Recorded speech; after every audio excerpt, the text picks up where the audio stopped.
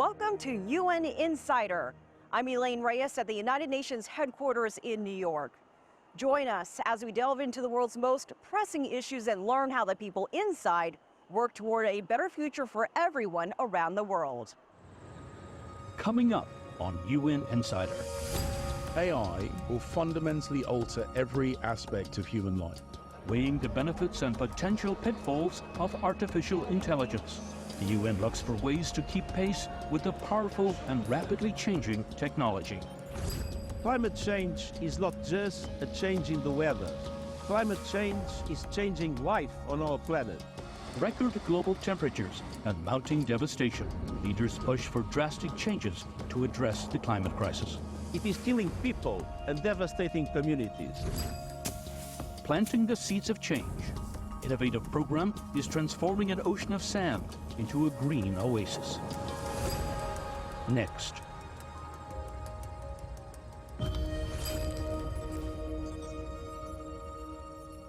The frenzy of the 78th UN General Assembly's high-level session is behind us. General debate wrapped up this week, but there is still plenty of activity here at the UN. Xu Deja is monitoring things for us. Deja. Yes, Elaine, the high-level week of the UN General Assembly of the 78th session has been concluded this Tuesday. We've interviewed many world leaders, heads of state, and ministers, and surely we heard a lot on many issues like sustainable development goals, like the reform of the Security Council. But there was one press conference which was so newsworthy that even on a Saturday afternoon, after 30 minutes delay, still drew the attention of, I would say, most media outlets. And that is the press conference of the Foreign Minister of Russian Federation, Mr. Lavrov. In that press conference, Mr. Lavrov hinted that Ukraine and its Western supporters have no intention for real peace talk. He also claimed the accusation of Russia to abduct Ukrainian kids to Russia is unfounded. And when answering my question about the prospect of the Black Sea Initiative, he gave a very lengthy answer. But to put it simple, the sanction is the key. Take a listen. Black Sea Initiative, your Western colleagues accusing Russia of using food as weapons by not extending the Black Sea Initiative. What's your response? Have you ever talked to the Secretary General on this issue? Возможностям вернуться в эту зерновую историю, я был немножко удивлен. Мы продолжаем работать, как я сказал, и с генеральным секретарем, и с Ребеккой Гринспен, но я был немножко удивлен, когда генеральный секретарь, по-моему, в интервью накануне сессии Генеральной Ассамблеи стал говорить, что он по-прежнему добивается выполнения меморандума между ООН и Россией, но он, да, чтобы начать использовать этот канал для экспорта российских удобрений и зерна, но во всех своих действиях он ни на дюйм не выходит из режима санкций и не нарушает режим санкций односторонних, которые незаконно наложены на Российскую Федерацию американцами и прочими западными их союзниками. And we know there were 7 high-level meetings, over 2,000 bilaterals and encounters during the Yanga week.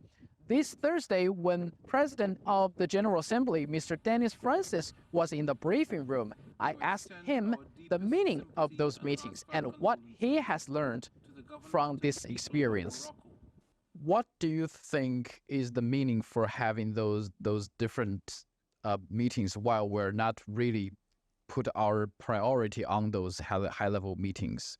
And what experience have you gained from organizing this GA General Debate Week? Thank you.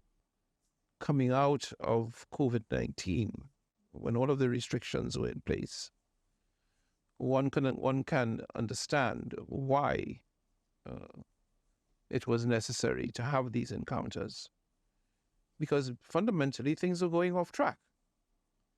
And we are at the midway point. So it's not something to be ignored or swept under the carpet. We needed to engage members so that they can come to New York and give further guidance and make further commitments on all of the issues that are before us. And they did that.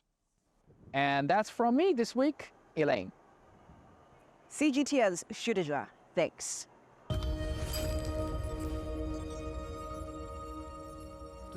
We caught up with the man who leads China's mission to the UN. Ambassador Zhang Jun shares his thoughts on the General Assembly session. 第三呢，就是要坚持真抓实干。古特雷斯秘书长反复强调，当今世界最需要的是行动，我对此十分赞同。对于向可持续发展目标的落实、应对气候变化、加快国际金融架构改革等有着广泛共识的问题，联合国应该切实发挥统筹协调作用，真抓实干，以行动来体现责任。中国参与和支持联合国事业始终体现在具体行动上。如果要列举的话呢，我想我可以列出很长的数字清单、事实清单和成果清单。中国的贡献呢，也得到广泛的认可。古特雷斯秘书长在同韩正副主席会见时呢，再次感谢中国对联合国事业的坚定支持，高度赞赏习近平主席提出的重要倡议，期待中国引领世界朝着正确方向前进。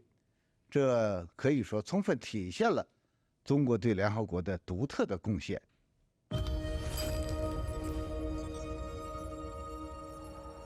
Ecuador is currently one of the 15 nations making up the United Nations Security Council. The Latin country fills one of the rotating non-permanent seats. I spoke with Ecuador's President Guillermo Lasso about his nation's role on the council. President Lasso, thank you so much for joining us and giving us your time today. You're welcome. It's a pleasure to see you. Ecuador now has a seat on the UN Security Council. What are your country's priorities on the council? Ecuador ingresa a los 31 años al Consejo de Seguridad de Naciones Unidas y es en una época nada fácil. El Ecuador ha debido tomar posiciones muy claras a favor del Estado de Derecho, del multilateralismo, del diálogo como camino para lograr la paz. International drug cartels now operate in Ecuador and the crime rate has increased. Is Ecuador also bringing the issue of illegal trafficking to the UN Security Council? Ayer en mi discurso en la Asamblea General precisamente planteé este tema no como un problema del Ecuador, sino como un problema transnacional. Es un problema global, porque atado al tráfico de drogas viene el tráfico de personas, tráfico de armas, trata de personas y otros delitos conexos. Where does your country stand right now in reaching the UN's Sustainable Development Goals? 2030 is just a short time away, 7 short years. What are the priorities that you're focused on? Yo creo que la pandemia y la propia guerra plantean la necesidad de definir una fecha más realista para los objetivos de desarrollo sostenible del 2030. En cuanto al Ecuador se refiere, hemos avanzado en un tema muy importante, la lucha contra la desnutrición crónica infantil. Cuando yo entré al gobierno, desde el primer día creé un organismo, una agencia de gobierno dedicada a coordinar entre los distintos ministerios para alcanzar un objetivo, reducir la desnutrición crónica infantil. En 28 meses de gobierno hemos logrado bajar 3,5 puntos porcentuales la desnutrición crónica, desde 26 a más o menos el 20%, luego de un ajuste estadístico más la reducción. Es decir, estamos ahora en un 20.1% aproximadamente. Talk about the importance of the United Nations. You mentioned multilateralism, but what do you say to those who criticize the speed or lack of speed at the UN in getting things done? Creo que soy parte de aquellos que critican en que en las cumbres damos muy lindos discursos, pero luego llevar esos discursos a la acción toma tiempo. Todos quisiéramos que los resultados fuesen mucho más rápidos, pero el mismo proceso de implementación va generando nuevos objetivos o nuevas metas que cumplir y es un proceso que no nos podemos saltar. Es parte del desarrollo de la humanidad. And where do you see Ecuador in 7 years, going back to those SDGs, when it comes to poverty alleviation and fighting inequality? If you give your country a report card, will it have a good report card in 7 years, in 2030? No me atrevería a poner un número, pero sí a destacar que el avance que hemos logrado en los últimos 3 años en materia de lucha contra la desnutrición crónica infantil, si mi país continúa por ese sendero, yo creo que en el 2030 tenemos una buena credencial de lucha contra la pobreza. Y luego, en materia ambiental, el país ha desarrollado en los últimos 28 meses una agenda muy agresiva.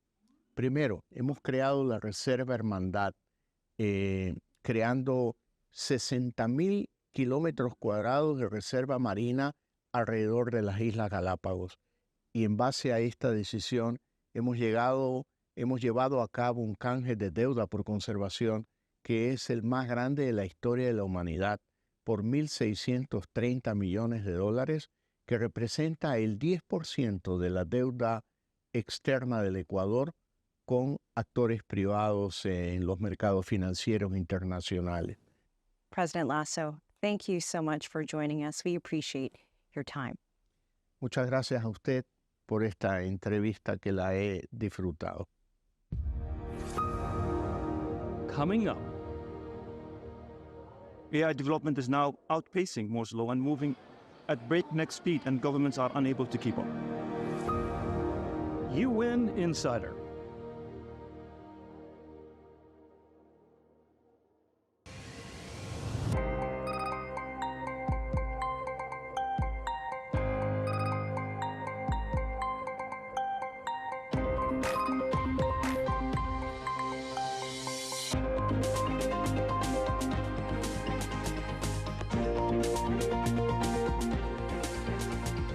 All you need to know about China. China 24, only on CGTN. 360-degree profiles of industry movers and shakers, tech mavericks, and policymakers. We drill down on their success. We ask how they set strategy and how they navigate in an increasingly competitive market. Real talk, real business. Join the conversation.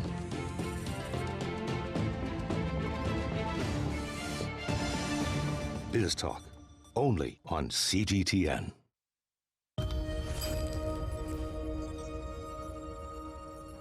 A useful tool that can provide solutions for many of the world's problems, or technology with the power to pose a threat to humanity. That's the question surrounding artificial intelligence. As Nathan King shows us, UN member states are trying to find ways to regulate generative AI and strike a balance between reaping the benefits and avoiding the potential dangers. The speed and reach of this new technology in all its forms are utterly unprecedented. The United Nations Security Council's mission is to tackle threats to international peace and security. The question is artificial intelligence such a threat, and can collective international action help harness AI's potential? AI will fundamentally alter every aspect of human life. But we are here today because AI will affect the work of this council. It poses moral questions about accountability for lethal decisions on the battlefield. Fears over the abuse of AI, from creating deep fake images and information spread on social media that could destabilize political systems, to its potential to replace millions of workers or even wage automated warfare, are haunting the introduction of this technology, which also holds real promise in the fields from medicine to manufacturing and beyond. China has been among the world leaders in developing AI technology and has also been at the forefront of helping establish regulation. Computation processing power has followed Moore's law, doubling every 18 months since the dawn of the computer age. Not anymore. AI development is now outpacing Moore's law and moving at breakneck speed, and governments are unable to keep up. This is the wake-up call we need.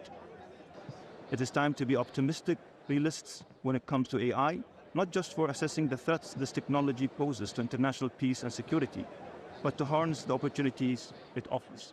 At the same time, in the US Congress, the House Armed Services Committee held a hearing on the potential use of AI on the battlefield.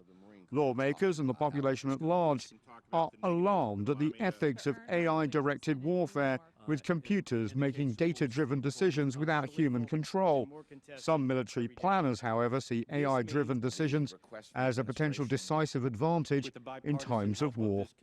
UN Secretary General Antonio Guterres is suggesting the establishment of a body that can help oversee and put in regulations for artificial intelligence, modeled on something like the International Atomic Energy Agency or the Architecture for Climate Change. As yet, there's no consensus on that, but what is clear is that the technology around AI is moving faster than the United Nations ever could, and that's worrying many.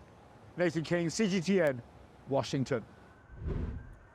Costa Rica is one of the countries trying to figure out where AI fits into its plans for a more sustainable future.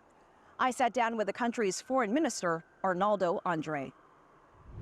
Minister Andre, thank you so much for joining us. AI is something that you've really been looking at inside your country and some of the issues surrounding online hate speech in politics. What are you doing to combat some of that and maybe turning the tide in helping AI or having AI help technology inside your country? Yes, AI is a new phenomenon. It's pretty new in appearance. So it's the first steps that the countries are taking into it. We have concerns in our political system that AI might be misused within the democratic system that we have with elections because of fake news, because of trolls, because of substitution of facts. So we are working nationally on a regulation regarding AI on one side, and internationally within the UN on international regulations. Sustainable development goals have been a big topic here at the UN. We're almost to 2030. We're 7 years away. Which goals right now are in focus for Costa Rica, and where are you confident that you'll hit some of those goals by 2030? The so-called ODS are very important for my country. We have integrated all these objectives into the National Development Plan, and each ministry has to deliver results on the implementation of each of the objectives. We strive for, together with the High Ambition Coalition for Nature and People, which is a group of more than 100 nations, here in the UN, we strive for a protection of 30% of the land, 30% of the ocean by the year 2030. And we have achieved that already. How big of a concern has the recent climate events we've seen in other parts of the world, the extreme weather, impacted how you're looking at moving forward in reaching some of those goals that have to do with climate change? Oh, it's imperative to work very much on adaptation to climate change. We are in Central America. We are in the Caribbean basin, where strong hurricanes hit our countries on one side. On the other side, the effect of the so-called El Niño effect has caused a lack of rain and lack of water in some of the parts of the country, affecting therefore very much the agricultural production. So we have to prepare ourselves for these events and further events that will come with a very strong climate change we're experiencing.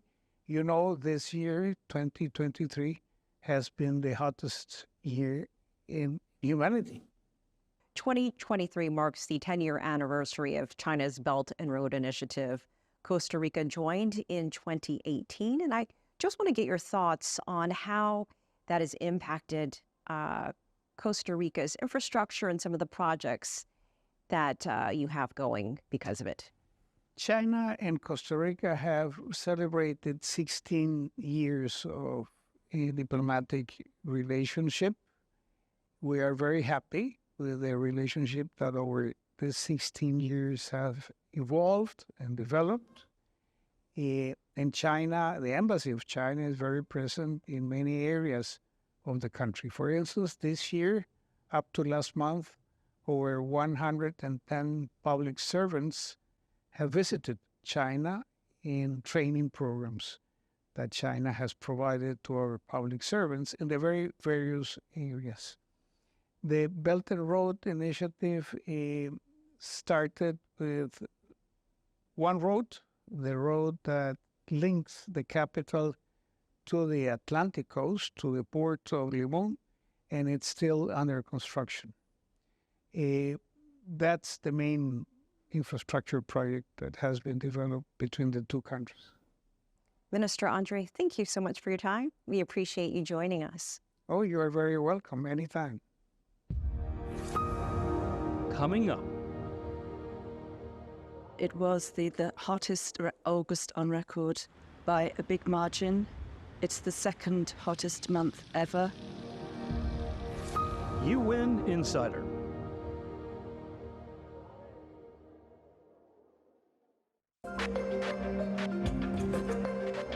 Making sense of the overwhelming wave of information means cutting through the noise to shine a light on the heart of the story and making room for new perspectives. True understanding means the ability to see events from more than one side. I'm Liu Xin, and this is The Point. Whether it's about your education, the home you live in, or the items you buy, your money has a story to tell. Because every business story is a human story. Global Business.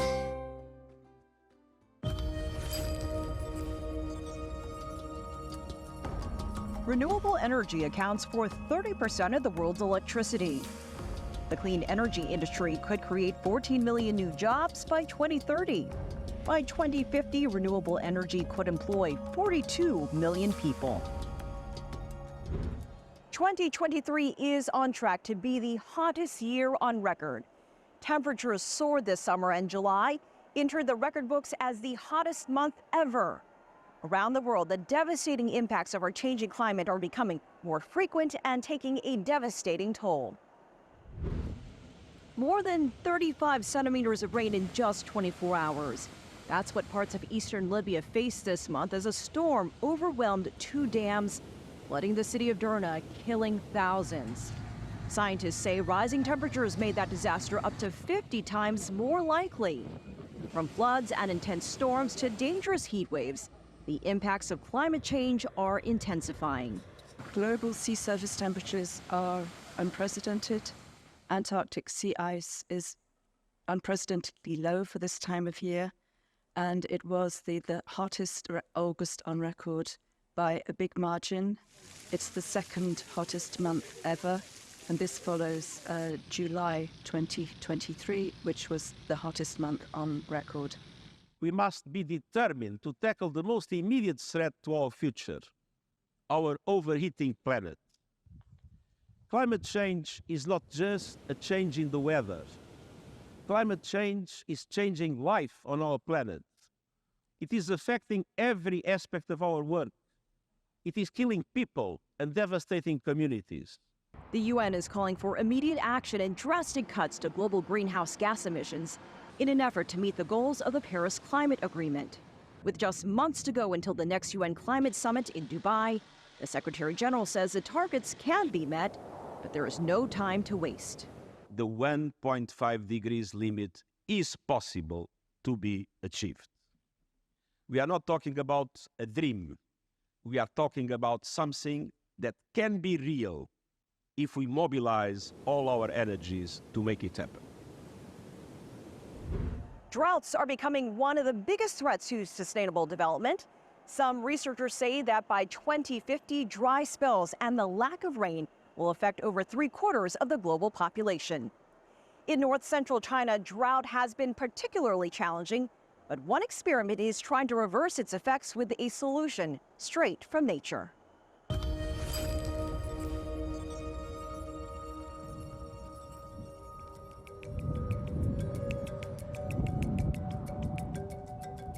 The whole region used to be a desert world. The local people have joined forces with nature to push back the desert and carved out a path of paradise amidst all the sand.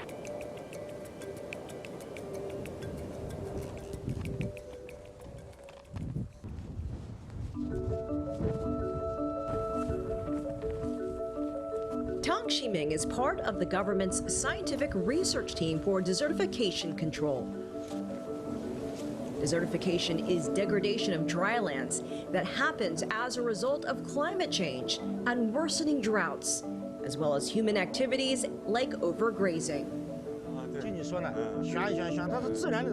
With limited funds to solve the problem, Tang experimented with several methods until he came up with a simple yet innovative solution, a grass grid. 你看，这草房格的草的长度是不能短于60公分的。这么对折一扎，扎在沙面下是10到15公分，上面呢留着15到20公分。那么在铺的过程中呢，在我们往底下铺的时候，草的长度是，这个铺的厚度就是1到2公分，太厚了扎不下去。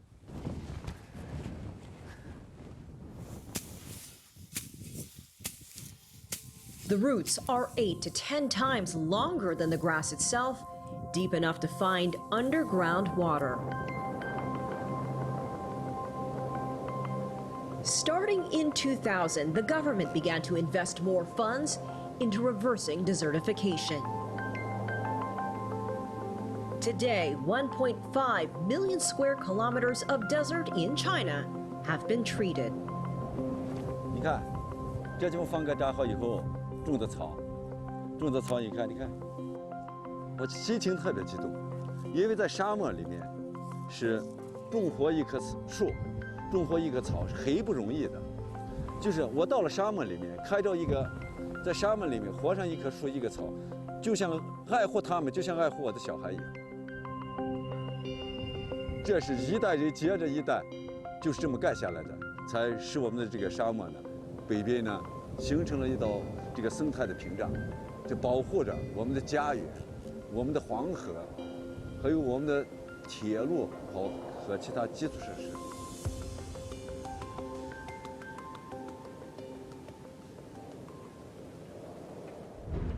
I'm Elaine Reyes at UN headquarters in New York. Thanks for being a UN Insider.